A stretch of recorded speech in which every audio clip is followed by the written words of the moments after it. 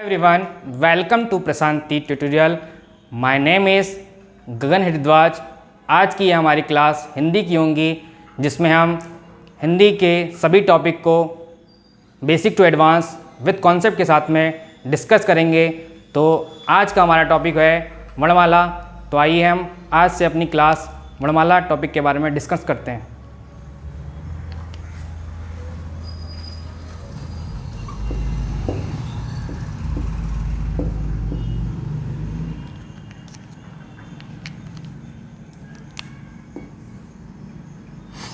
ये वर्णमाला जो टॉपिक है, ये दो तरह के शब्दों से मिलकर बना हुआ है, वर्ण और माला।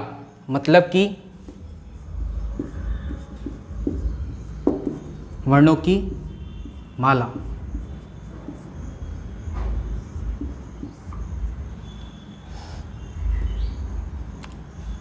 भाषा की सबसे छोटी जो यूनिट है वो है ध्वनि। भाषा की सबसे छोटी जो स्मॉलेस्ट यूनिट है वो है ध्वनि।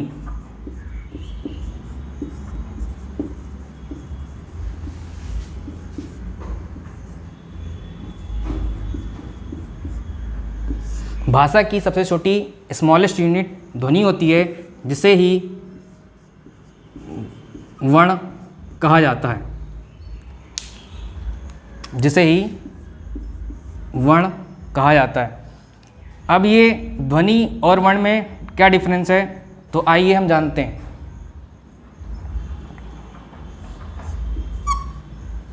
ध्वनि का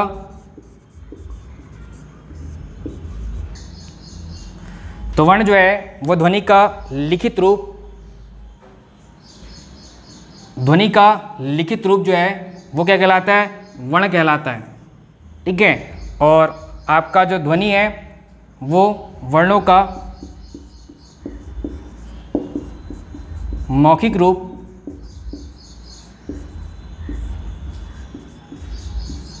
क्या कहलाता है, वर्णों का मौखिक रूप ध्वनि कहलाता है। वहीं ध्वनि का लिखित रूप जो है वो वर्ण कहलाता है। यदि एग्जाम के दृष्टिकोण से ये क्वेश्चन बनता है कि भाषा की सबसे छोटी यूनिट क्या होती है, तो वहाँ आपका ध्वनि होगा ऑप्शन में।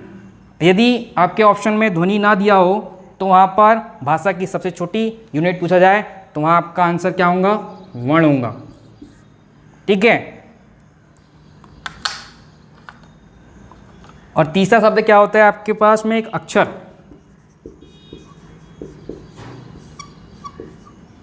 क्षर की मीनिंग क्या होती है, ये जो क्षर जो शब्द है, इस क्षर की सब मीनिंग होती है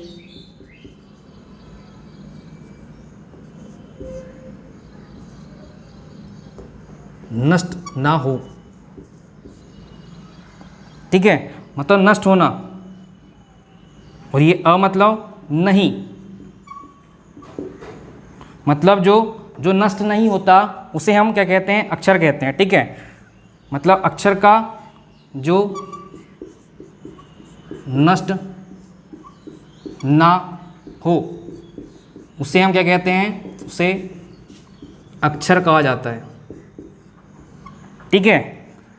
क्षर की मीनिंग होती है नष्ट होना, और अ की मीनिंग नहीं, मतलब जो नष्ट ना होता हो उसे अक्षर कहते हैं। ठीक है। ध्वनि क्या चीज़ थी, ध्वनि मतलब किसी भी वर्णों का मौखिक रूप। मतलब कि ध्वनि जिसका अपना खुद का साउंड होता है और वह दूसरे से डिफरेंट होते हैं। मतलब कि ध्वनि हम उसे कहेंगे जिसका अपना खुद का साउंड है और जो दूसरे से डिफरेंट होते हैं। भाई ये माँ है, ये अपने आप में एक क्या है, देखो इस माँ को अगर मैं तोड़ूं तो ये माँ और आ की फॉर्म में टूटेगा। इस कंडीशन में ये क्या है, ये दो तरह के वर्ण हैं। तो यहाँ पर ये जो माँ है ये एक स्वर सहित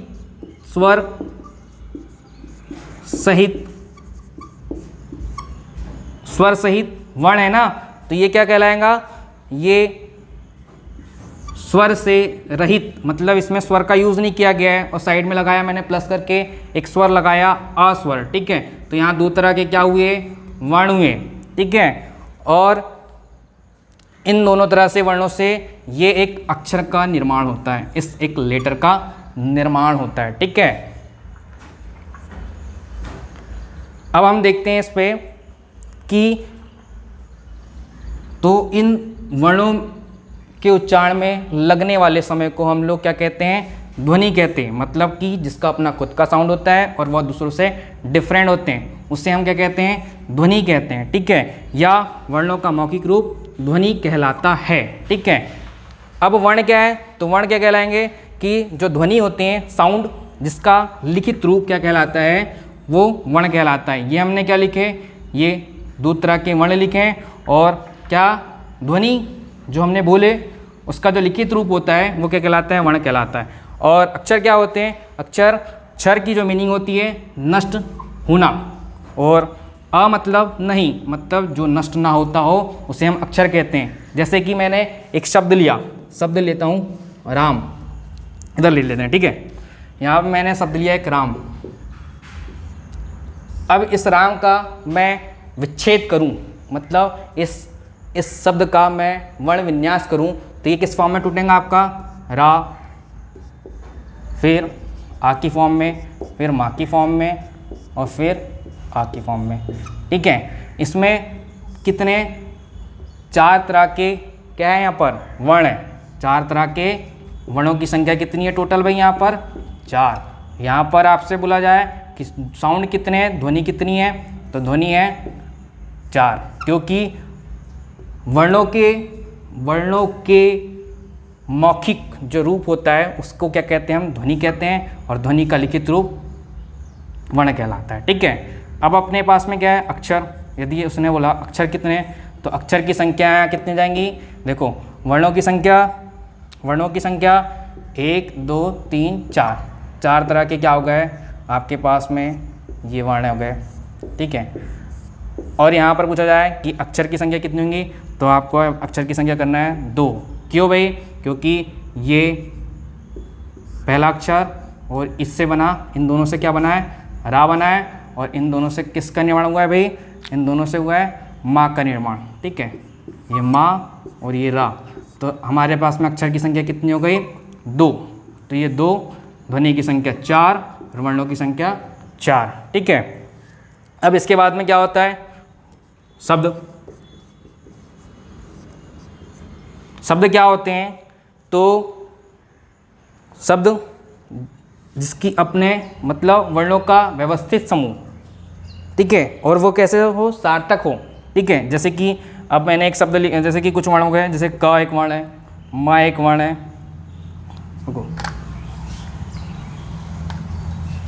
क एक वर्ण हो गया, इस तरह से माँ एक वर्ण है, ला एक वर्ण है। ये एक सिंगल और सिंगल और सिंगल क्या हो गए, वर्ण हो गए। लेकिन जब इन सिंगल वर्णों को एक साथ लिख दिया जाए और किस फॉर्म में, क्रमबद्ध व्यवस्थित फॉर्म में लिख दिया जाए, और ये मीनिंगफुल वर्ड हो, ठीक है, जिसकी मतलब मीनिंग हो, सार्थक शब्द हो, जैसे, तो ये क्या कहलाएगा उस समय, शब्द कहलाएगा। शब्द मतलब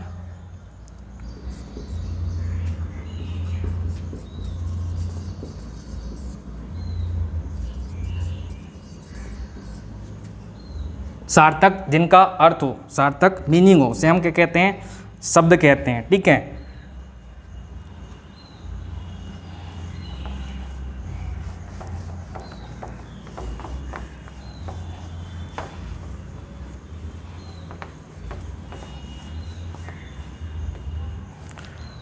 तो आपका सबसे स्मॉलेस्ट क्या हुआ, ध्वनि। दूसरा क्या हुआ, वर्ण, मतलब ऐसा लिख लो, ध्वनि, फिर वर्ण, फिर आपका अक्षर। तीसरा, अभी ये एक ही है, ये एक ग्रुप है, ठीक है। फिर इसके बाद में आपके पास में क्या हो गया, इसके बाद में आपके पास में आता है, ये अक्षर से किसका निर्माण हुआ, शब्द का। शब्द के बाद में रहेंगे आपके पास में पद, पद से बनता है, ऐसे पदबंध भी लिख लो, ठीक है। इसके बाद में पदबंध भी होता है। फिर यहाँ पर आपका वाक्य, ठीक है। इसको उपवाक्य भी बोलते हैं, ठीक है।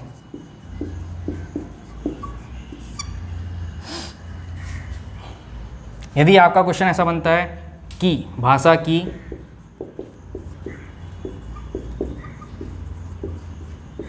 लघुत्तम इकाई, यदि आपके ऑप्शंस में 4 ऑप्शंस आपके दिया गया है, एक है पहला वन वर्ण, सेकेंड वन आपके पास में दे दिया गया है शब्द, थर्ड वन वाक्य, फोर्थ वन आपके पास में उपवाक्य।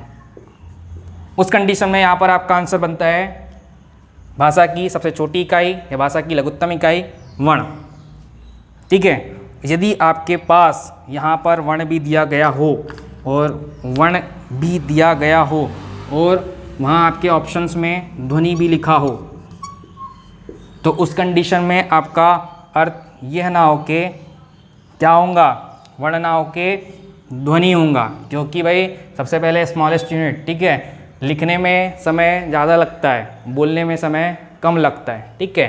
जैसे कि ये लिखा मैंने माँ, अब इस माँ को बोलने में समय कम लगेगा और लिखने में समय ज़्यादा लगेगा, तो जिसमें कम समय लग रहा है मतलब बोलने में तो ध्वनि कहलाएंगी, लिखने में समय इसमें ज़्यादा लग रहा है इसलिए वर्ण कहलाएगा, ठीक है। ये शब्द पद क्या होगा आपका, जैसे कि अब ये भी देख लिया आपने शब्द पद क्या होते हैं, तो शब्द था हमारा, एक मिनट, शब्द था आपका कमल, ठीक है। अब इससे बनने वाला पद क्या होगा, मतलब पद की डेफिनेशन होती है कि 2 सार्थक शब्दों से बनने वाले शब्द को हम लोग पद कहते हैं, ठीक है।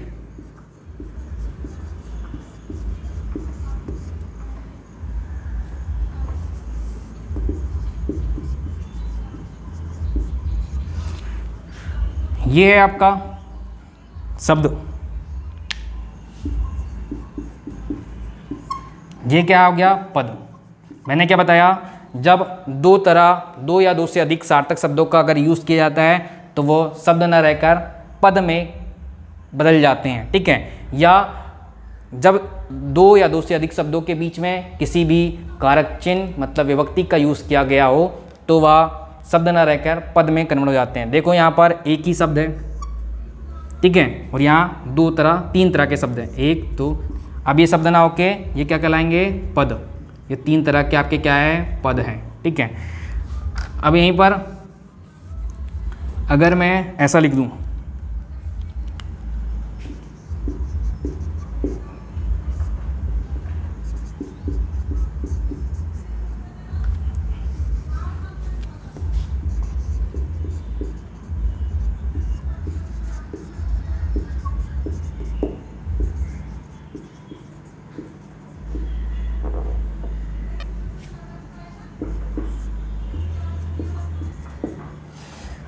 कमल जल में खिलता है, तो अभी ये क्या कहलाएगा, ये आपका पद ना होके शब्द कहलाएगा।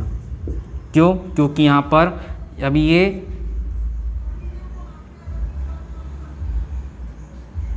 पद जो है वो शब्द में, पद जो है मतलब वो आपके वाक्य में कन्वर्ट हो गए हैं, तो ये क्या कहलाएगा आपका, वाक्य कहलाएगा, ठीक है।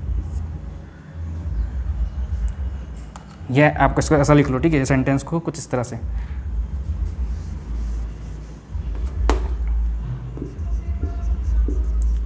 कमल का फूल जल में खिलता है, ठीक है। तो ये आपका क्या हो गया, ये कमल का फूल, मतलब यहाँ तक क्या आपका क्या हो गया, सब सेंटेंस मतलब उपवाक्य, जिसे आप क्या बोल सकते हैं, पद बोलते हैं। एक पद ये और दूसरा पद ये आपका ये, तो 2 तरह के यहाँ पर पदों का यूज़ किया गया है, तो ये पद न रहकर ये भी पद हो गया आपका, ठीक है। तो ये शब्दों से मिलकर क्या बना, पद का निर्माण हुआ, और ये 2 तरह के पदों से मिलकर हमारा क्या, वाक्य का निर्माण हुआ। तो एग्ज़ाम के दृष्टिकोण से यहाँ से क्वेश्चन बहुत सारे बनते हैं, ठीक है। तो आपका एक क्वेश्चन क्या बना, भाषा की सब लघुत्तम इकाई क्या कहलाएंगी, वर्ण। यदि वर्ण ऑप्शन में दिया गया हो और ध्वनि भी दिया गया हो, उस कंडीशन में आपका वर्ण ऑप्शन ना होते हुए, आंसर होते ना हुए क्या होगा, ध्वनि होगा, ठीक है। और भाषा की सबसे बड़ी इकाई की बात किया जाए, है ना, तो वहाँ पर आपका आंसर क्या होगा, वाक्य। तो यहाँ ऐसा लिख लो, भाषा की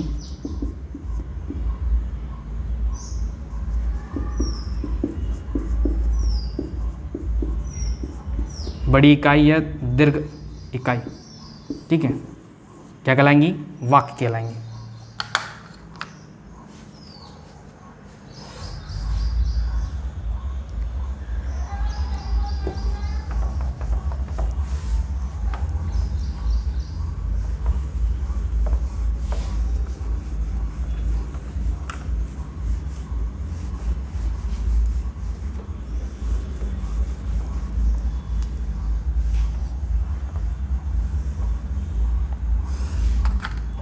ये वर्ण की जो प्रॉपर डेफिनेशन क्या होंगी, वर्ण जो ये वर्णमाला में मतलब वर्णों की माला, ठीक है। तो ये यहाँ पर एक चीज़ निकला था ना, वर्ण की माला। तो भाई ये क्या कहलाया, अभी बताया था मैंने, जब शब्दों से दो या दो से अधिक शब्दों से निर्माण किसका होता है, पद का होता है। तो ये क्या है, पद। दो या दो से अधिक शब्दों से किसका निर्माण होता है, तो ये पद है। अगर मैं इसको बोलूं कि वर्णों की व्यवस्थित माला को हम वर्णमाला कहते हैं, तो इसकी प्रॉपर डेफिनेशन क्या होंगी, वर्णमाला की प्रॉपर डेफिनेशन क्या होंगी, वर्णों के व्यवस्थित, या फिर आप लिख सकते हैं क्रमबद्ध समूह को, वर्णों के व्यवस्थित या क्रमबद्ध समूह को हम लोग क्या कहते हैं, वर्णमाला कहते हैं। इस वर्णमाला में वर्णों की मतलब जो वर्ण होते हैं उन वर्णों की कुल संख्या, इन वर्णों की जो कुल संख्या होती है वो होती है 52, ठीक है। कितनी होती है, वर्णमाला में वर्णों की संख्या, कुल संख्या 52 होती है, ठीक है। अब हम इसमें पढ़ते हैं स्वर के भेद, ठीक है, स्वर के भेद।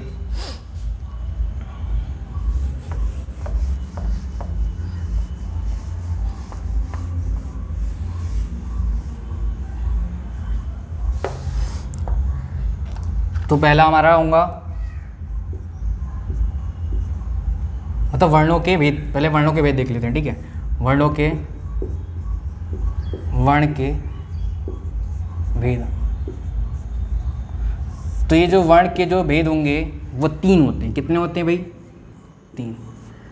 अब वो 3 वर्ण के भेद क्या हो सकते हैं, पहला आपका होगा स्वर, ठीक है। वर्णों के भेद में पहला क्या होगा आपका, स्वर।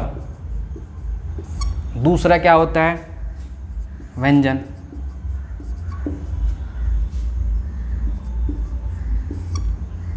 और थर्ड वन क्या होगा आपके पास में, अयोग्य भाव। स्वर क्या होते हैं, स्वर हम किसे कहेंगे, स्वर स्वतंत्र रूप से जिनका उच्चारण किया जाता हो उसे हम स्वर कहते हैं। क्या होता होगा, स्वतंत्र रूप से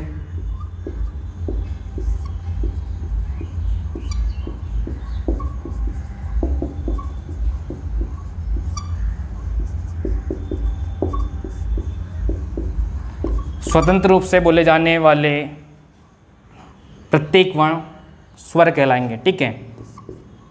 या ऐसे वर्ण जिनके उच्चारण में किसी अन्य वर्ण की आवश्यकता नहीं पड़ती है। अन्य वर्ण की आवश्यकता, किसी और वर्ण की आवश्यकता, अन्य वर्णों की आवश्यकता ना पड़ती हो, मतलब किसी अन्य वर्णों की आवश्यकता नहीं पड़ती हो। पड़ती क्या, नहीं पड़ती ना, क्योंकि ये स्वतंत्र रूप से बोले जाते हैं, ठीक है। अब इन स्वरों की संख्या कितनी होती है, तो स्वरों की संख्या तो स्वरों की जो संख्या होती है, स्वरों की संख्या कितनी होती है भाई?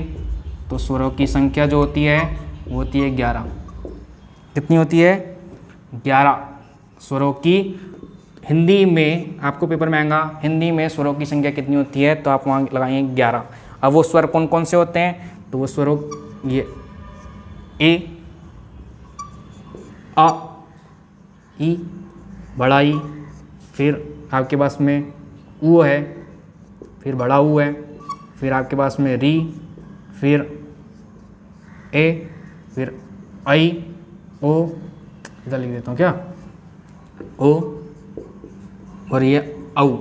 ठीक है, तो टोटल नंबर ऑफ वाउल कितने होंगे? 11 होंगे। ठीक है, 1 2 3 4 5 6 7 8 9 10 11। तो स्वरों की कुल संख्या कितनी होती है? 11। तो ये आपने स्वरों के बारे में जान लिया। ठीक है, अब व्यंजन की बात करते हैं हम लोग। तो व्यंजन के बारे में, तो व्यंजन क्या होते हैं? इस पे इनके उच्चारणों में, व्यंजन के उच्चारण में अन्य वर्ण की आवश्यकता पड़ती है, अन्य वर्णों की आवश्यकता पड़ती है। देखो अब जैसे कि आपने स्वर में अन्य वर्ण की आवश्यकता नहीं पड़ती, पर व्यंजन में अन्य वर्ण की आवश्यकता पड़ती है। जैसे कि आपके पास में व्यंजन क्या है? माँ है। अब इसमें माँ अन्य वर्ण कैसे हो गया? जैसे माँ हलंत आ, तो इस पे इस अन्य वर्ण की आवश्यकता पड़ी ना, मतलब इसमें आपको अन्य वर्ण की आवश्यकता लेनी पड़ती है। ठीक है, तो ये क्या कहलाया? व्यंजन। और व्यंजनों की व्यंजनों की संख्या कितनी होती है? तो व्यंजन की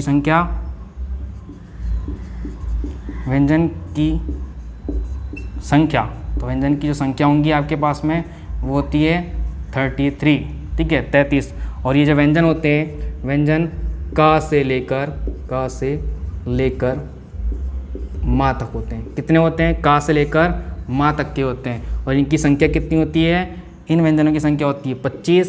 तो 25 ये व्यंजनों का, का से लेकर माँ तक के 25 व्यंजन होते हैं। ठीक है, और इन का से लेकर माँ तक के 25 व्यंजनों को हम लोग स्पर्शी व्यंजन कहते हैं। इसे क्या कहते हैं भाई? इन्हें कहते हैं हम स्पर्शी व्यंजन, स्पर्श व्यंजन या स्पर्शी व्यंजन। इसको क्या कहते हैं? स्पर्श व्यंजन।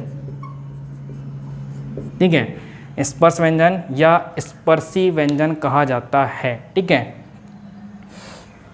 अब अयोग्यवाह क्या कहते हैं? अयोग्यवाह को भी देख लो आप।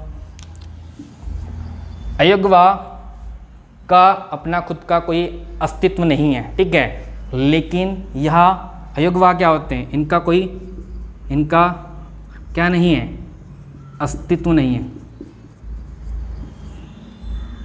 अस्तित्व नहीं है। ये क्या होते हैं? यह चिन्ह, एक तरह से चिन्ह है। क्यों? क्योंकि देखो अयोग्यवाह ये इनकी संख्या 2 होती है। ठीक है, हिंदी में 2, और वहीं संस्कृत में बात करूं तो इनकी संख्या 4 होती है। ठीक है, वो 2 कौन से होते हैं? अयोग्यवाह की संख्या कितनी होंगी? अयोग्यवाह की जो संख्या है, इनकी संख्या जो होंगी वो होती है 2। अब वो 2 कौन से होंगे? वो पहला होगा आपका विसर्ग, और दूसरा होगा आपका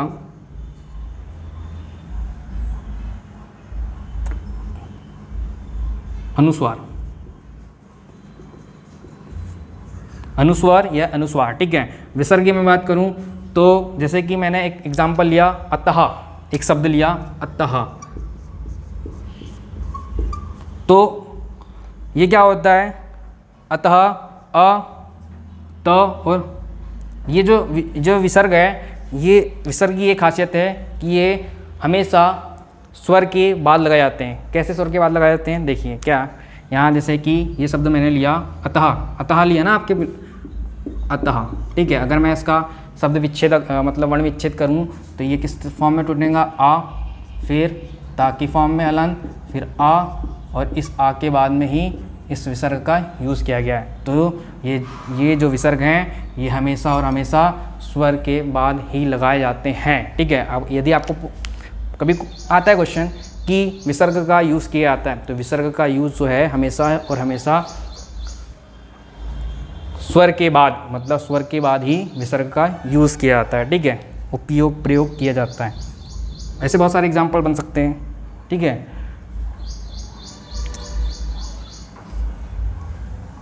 अब अनुस्वार की बात करा जाए, अनुस्वार क्या होता है? शब्द के ऊपर लगने वाला बिंदु, चिन्ह, ठीक है। वो चिन्ह कैसा होगा आपका? इस टाइप से होगा, 1 पॉइंट, ठीक है। जैसे इसमें 2 पॉइंट है ना, जैसे कि आपने ये लगा दिए, इसमें ये लगाया मैंने 1 पॉइंट।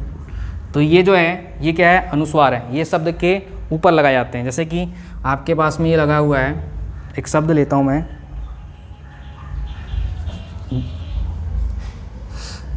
जैसे गंगा, संसार,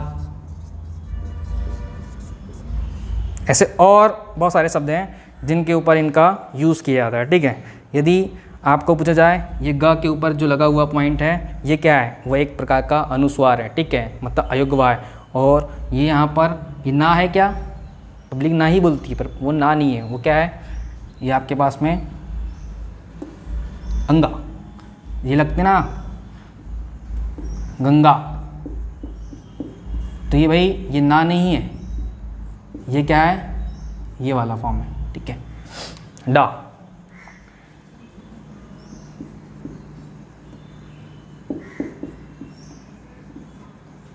ठीक है।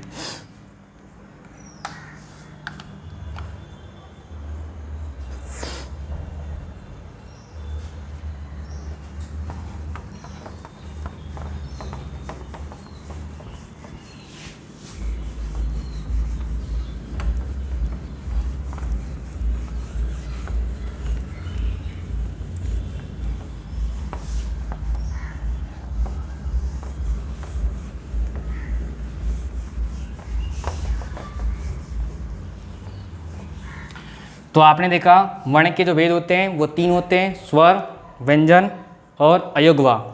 तो अब हम लोग क्या क्या देखते हैं? अभी तो हमने वर्ण के भेद देख लिए, अब देखते हैं स्वर के भेद। वर्णों के भेद कितने होते हैं? 3। एक होता है स्वर, दूसरा होता है व्यंजन और तीसरा होता है अयोग्यवा, ठीक है। तो अब हम इसको चेंज कर लेते हैं। स्वर के भेद, ठीक है। स्वर के भेद की बात करते हैं तो हमने स्वर, पहले तो स्वर की डेफिनेशन देख लो, तो वहाँ तो देख लिए थे, स्वतंत्र रूप से बोले जाने वाले वर्ण के कहलाते हैं, स्वर कहलाते हैं। लिख लो यहाँ पर तब भी, स्वर क्या होते हैं? तो स्वतंत्र रूप से बोले जाने वाले वर्ण स्वर कहलाते हैं, जिनकी संख्या कितनी होती है? 11 होती है, ठीक है। अब इस स्वर के भेद में हम देखते हैं, पहला स्वर क्या होगा, ठीक है। तो पहला स्वर है आपका मात्रा या उच्चारण के आधार पर, मात्रा या उच्चारण के आधार पर, मात्रा या उच्चारण के आधार पर प्रयोग किए जाने वाले स्वरों की संख्या जो होती है, स्वर की संख्या 3 होती है। कितनी होती है? 3। मात्रा या उच्चारण के आधार पर स्वरों की संख्या होती है 3। अब ये मात्रा क्या होती है? तो मात्रा की डेफिनेशन क्या होंगी? उच्चारण में लगने वाले समय को हम लोग मात्रा कहते हैं। लिख लो, उच्चारण में लगने वाले समय को, उच्चारण में लगने वाले समय को हम लोग क्या कहते हैं? मात्रा कहते हैं। ये मात्रा की डेफिनेशन हो गई। तो मात्रा या उच्चारण के आधार पर स्वरों की संख्या होती है 3। अब वो स्वर कौन से होते हैं? तो फर्स्ट वन क्या होगा आपका? ह्रस्व स्वर, ह्रस्व स्वर। सेकेंड वन क्या होगा आपका? सेकेंड वन दीर्घ स्वर, दीर्घ स्वर। और थर्ड वन क्या होगा आपका? प्लुत स्वर, ठीक है। तो ह्रस्व स्वर हम उसे कहेंगे, ह्रस्व स्वर क्या है? तो स्वर के भेद में एक जो है मात्रा उच्चारण के आधार पर स्वरों के जो 3 भेद होते हैं, उसमें पहला क्या है आपका? स्वर, ह्रस्व स्वर, दीर्घ स्वर, प्लुत स्वर। ह्रस्व स्वर क्या कहेंगे? ऐसे स्वर जिनके उच्चारण में 1 मात्रा का समय लगता है, उसे हम ह्रस्व स्वर कहते हैं। लिख लो इसकी डेफिनेशन। उच्चारण में 1 मात्रा का समय तो ऐसे स्वर जिनके उच्चारण में एक मात्रा का समय लगता है उसे हम ह्रस्व स्वर कहते हैं। यह लिख लो, इसे एक मात्रिक स्वर कहते हैं। एक मात्रिक स्वर कहते हैं। अब भाई इसको एक मात्रिक स्वर क्यों क्या है? क्योंकि इसके उच्चारण में एक मात्रा का समय लग रहा है, इसलिए इसे हमने एक मात्रिक स्वर कहे। ठीक है, इसलिए हमने इसे एक मात्रिक स्वर कहे। अब इसमें एक पॉइंट और बनता है कि ह्रस्व स्वर को हम लोग लघु स्वर भी कहते हैं। लघु स्वर, ह्रस्व स्वर को हम लोग एक मात्रिक स्वर, यहाँ लिखो, यहीं लिख लो, एक मात्रिक स्वर या लघु स्वर कहते हैं। ठीक है, अब बात ये है कि और क्या कहते हैं, तो इन ह्रस्व स्वर में ह्रस्व स्वर की संख्या कितनी होती है और कौन से ह्रस्व स्वर में गिने जाते हैं, तो आपका यहाँ लिखो। ठीक है,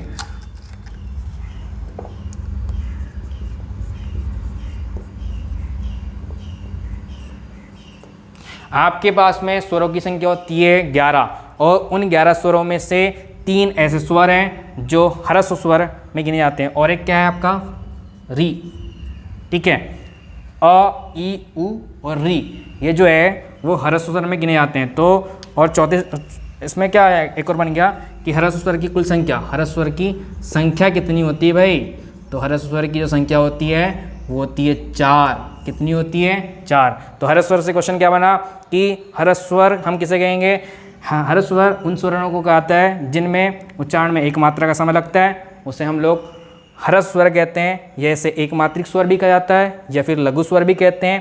ठीक है, और 11 स्वरों में से 4 ऐसे स्वर हैं जो इसे ह्रस्व स्वर कहते हैं, अ, ई, उ और री। इनकी तो हमने ह्रस्व स्वर के बाद में ह्रस्व स्वर के बारे में देख लिया। ठीक है, अब हम लोग देखते हैं दीर्घ स्वर के बारे में। तो दीर्घ स्वर क्या होते हैं? तो दीर्घ स्वर हम उसे कहेंगे जिसमें 2 मात्रा का समय लगता है। ठीक है, मतलब जिसके उच्चारण में 2 मात्रा का समय लगता हो।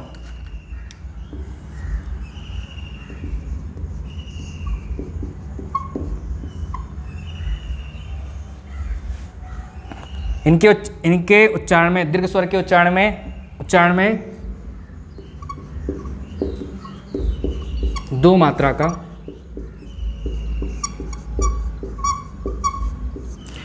दीर्घ स्वर हम उसे कहेंगे जिन स्वर के उच्चारण में 2 मात्रा का समय लगता हो, उसे हम दीर्घ स्वर कहते हैं। ठीक है, पहला पॉइंट इसका ये हो गया। अब सेकेंड वन क्या होगा इसका दीर्घ स्वर में, कि इन स्वरों को क्यों 2 मात्रिक स्वर कहे? क्योंकि इसमें इनके उच्चारण में 2 मात्रा का समय लग रहा है। कितने? 2 मात्रा का समय लग रहा है, इसलिए इसे द्विमात्रिक,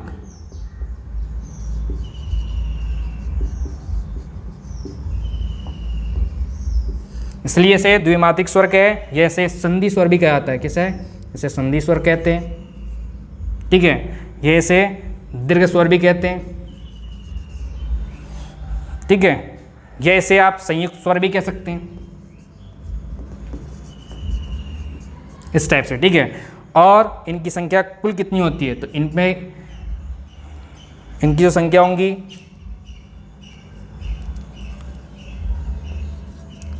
बड़ा, ठीक है, बड़ा ई, बड़ा ऊ, और फिर आपके पास में क्या हो गया ए, आई, ओ और ये औ। ठीक है, 1 2 3 4 5 6 7। तो आपके पास में कुल स्वरों की संख्या कितनी थी?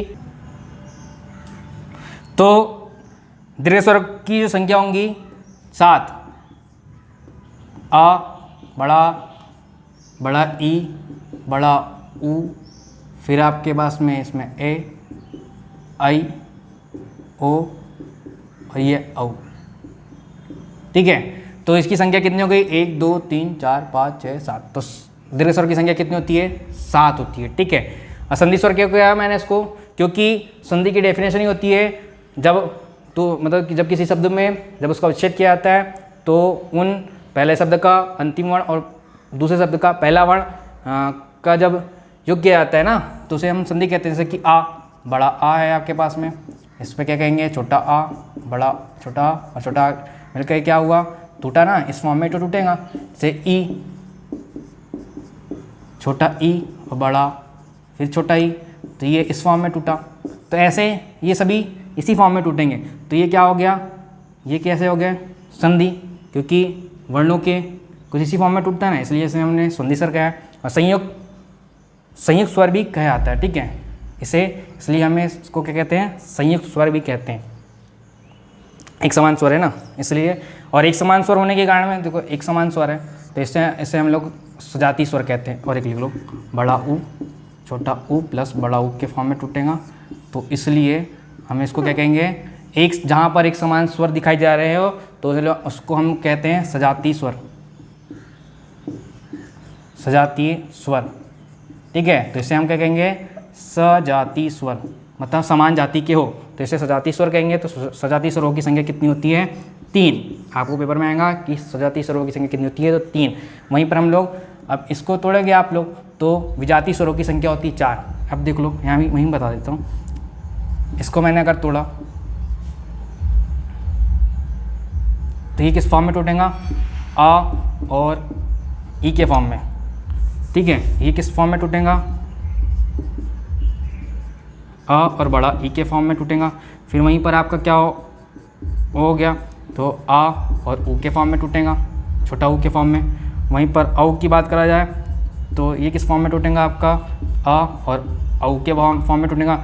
तो ये भी क्या होंगे, ये भी सभी क्या कहलाएंगे, संधि स्वर कहलाएंगे। इसलिए इसे हम लोग दीर्घ स्वर को संधि स्वर भी कहते हैं। तो संधि स्वरों की संख्या कितनी हो गई, 7 हो गई, ठीक है। और वहाँ पर हम लोग पूछेंगे कि अभी ये देखो ये समान स्वर नहीं है, ये अलग अलग स्वर है, अलग अलग डिफरेंट स्वर है, तो इसलिए हमने इसको क्या कहते हैं, सम नहीं होने के कारण में, इसलिए हम इसको विषम जाति स्वर या मतलब विजातीय वर्ण, इसको हम लोग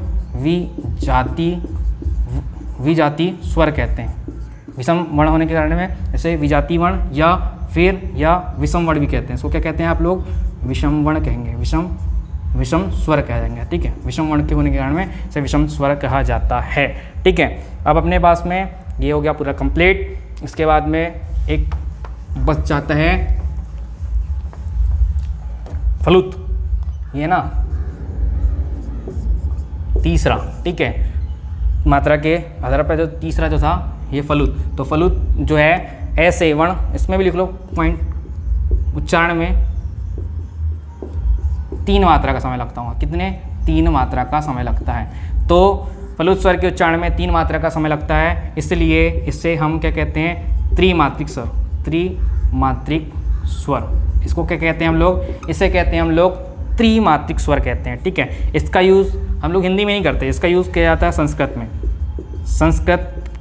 संस्कृत में जितने भी मतलब मंत्र है ना, मंत्र वेद में है ना, इसका यूज़ किया जाता है, इन वर्णों का यूज़ किया जाता है। वेद में गायत्री मंत्र, वेद में रामायण वगैरह में इसका यूज़ किया जाता है, ठीक है। और पर कुछ ऐसे रीतिकालीन कवि भी हुए हैं जिन्होंने अपने कविताओं में ये फलुत स्वर का यूज़ किया है, ठीक है।